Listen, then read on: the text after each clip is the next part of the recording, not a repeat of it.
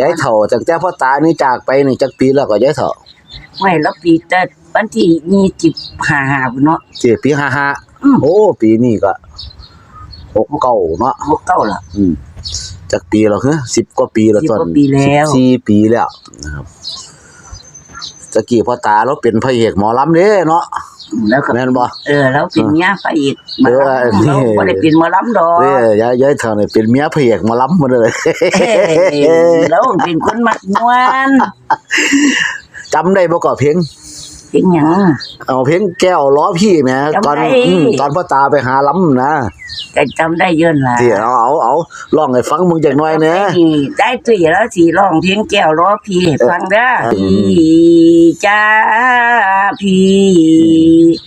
สัญญาปีนี้แล้วไม่มาแต่งค่าสินสอ